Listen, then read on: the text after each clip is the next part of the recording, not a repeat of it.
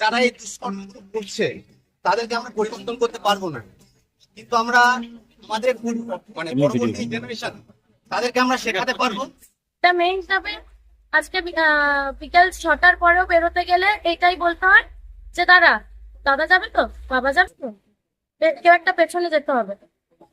আজকে পাড়ার মোড়গুলো সুরক্ষিত নয়।